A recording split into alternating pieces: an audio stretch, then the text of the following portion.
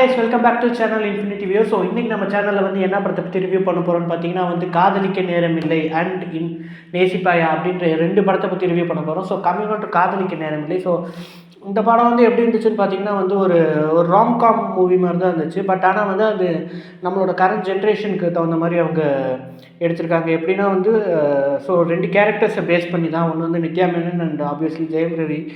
So Nithya Menon அவங்க வந்து ஒரு நியூலி மேரிட் கப்புளாக வந்து ஒரு ரெஜிஸ்டர் மேரேஜ் பண்ணுறாங்க. ஸோ ரெஜிஸ்டர் மேரேஜ் பண்ணதுக்கப்புறம் வந்து அவங்களுக்கு வந்து ஒரு அவங்க ஹஸ்பண்ட் சீட் பண்ணிட்டாங்கன்னு தெரிஞ்சதுக்கப்புறம் அவங்க ஒரு தாட்டுக்கு வராங்க. என்னென்னா குழந்த வந்து நம்ம கல்யாணம் பண்ணிட்டு தான் பெற்றுக்கணுமா, அதாவது கல்யாணம் பண்ணாமலே குழந்தை பெற்றுக்க முடியாதா அப்படின்ற ஒரு தாட் இது வந்ததுக்கப்புறம் வந்து பார்த்திங்கன்னா அவங்க வந்து ஒரு இது பண்ணுறாங்க.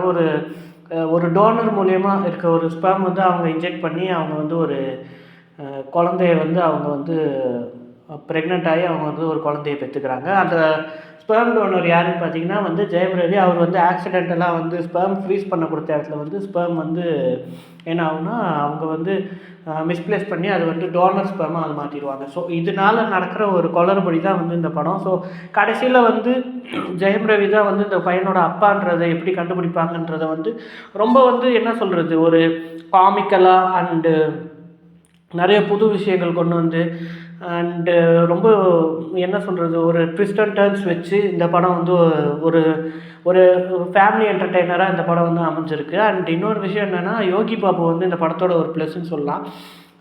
அவரோட காமெடி எல்லாமே வந்து நல்லா ஒர்க் அவுட் ஆகிருக்கு. அண்டு ஆப்வியஸ்லி வினய் வந்து பார்த்திங்கன்னா கொஞ்சம் நேரம் தான் வராரு. பட் ஆனால் அந்த வர கொஞ்ச நேரமும் அவர் கொடுத்த ரோல் வந்து சூப்பராக ப்ளே பண்ணியிருக்காரு. அந்த ரோல் வந்து யாராச்சும் ப்ளே பண்ணுறதுக்கு என்ன சொல்கிறது, அவங்க ப்ளே பண்ணுறதுக்கு அவங்க வந்து முன் வருவாங்களான்னு கேட்டால் யோசிப்பாங்க. பட் ஆனால் அவர் வந்து யோசிக்காமல் அந்த ரோல் வந்து அவர் ப்ளே பண்ணியிருக்காரு.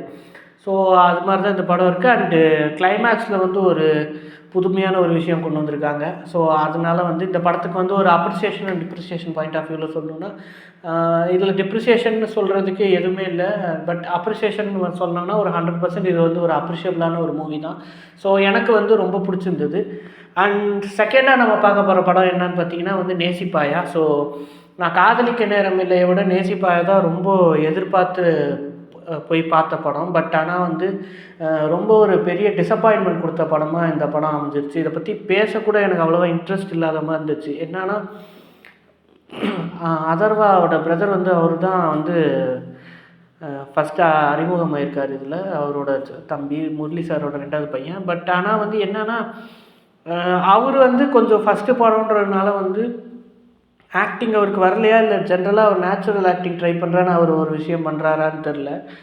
பட் அதித்தி சங்கர் வந்து அவங்க ஆல்ரெடி ஒரு 3 படம் கிட்ட பண்ணியிருக்காங்க. 3 படம் 4 படம் கிட்ட பண்ணியிருக்காங்க, தமிழன் தெலுங்குலலாம் சேர்த்து.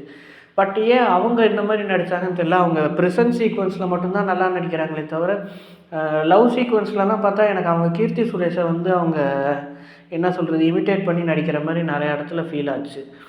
அண்ட் இந்த படத்தில் ஒரு பேலன்ஸே இல்லாத மாதிரி தெரிஞ்சுது. என்னென்னா கதை எதை நோக்கி போகுதுன்னே தெரில. ஃபஸ்ட்டு த்ரில்லர் மாதிரி காமிச்சாங்க, அப்புறம் லவ் போர்ஷன்னு சொல்லி ஒன்று காமிச்சாங்க. சுத்தமாக அது வந்து எதுவும் ஒர்க் அவுட் ஆகாத மாதிரி இருந்துச்சு. விஷ்ணுவர்தன் நிறையா நல்ல படம் எடுத்தவர், தலையை வச்சே வந்து என்ன சொல்கிறது ஆரம்பம் இல்லா மாதிரி பிளாக் பஸ்டர் கொடுத்தவர் எதுக்கு இந்த மாதிரி ஒரு படம் எடுத்திருக்கிறாருன்னு ரொம்ப வந்து ஒரு ஃபீல் ஆச்சு.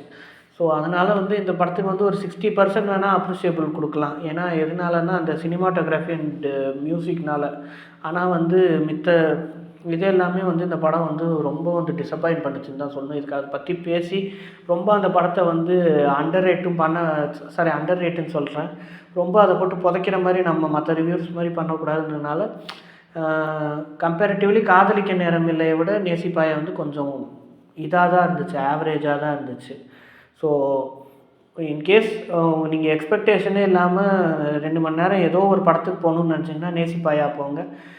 எக்ஸ்பெக்டேஷன்ஸ் இல்லாமல் ஒரு நல்ல படம் பார்க்கணும், ஒரு ஃபேமிலி என்டர்டெய்னர் படம் பார்த்துட்டு சந்தோஷமாக தியேட்டர் விட்டு வெளில வரணுன்னா நீங்கள் காதலிக்க நேரம் இல்லை பார்க்கலான்றது இந்த ரிவ்யூவில் சொல்லி முடிச்சுக்கிறேன். ஸோ இதே மாதிரி வேறு ரிவ்யூவில் உங்களை சந்திக்கும் மாதிரி உங்களை இன்ஃபினிட்டி வியூவிலையோ மறக்காமல் இந்த வீடியோவை லைக் பண்ணுங்கள், கமெண்ட் பண்ணுங்கள், ஷேர் பண்ணுங்கள் அண்ட் சப்ஸ்கிரைப் பண்ணுங்கள். பக்கத்தில் இருக்க பெல் ஐக்கானை மறக்காமல் ப்ரெஸ் பண்ணிட்டு உங்கள் கமெண்ட்ஸை கீழே வந்து சொல்லுங்கள்.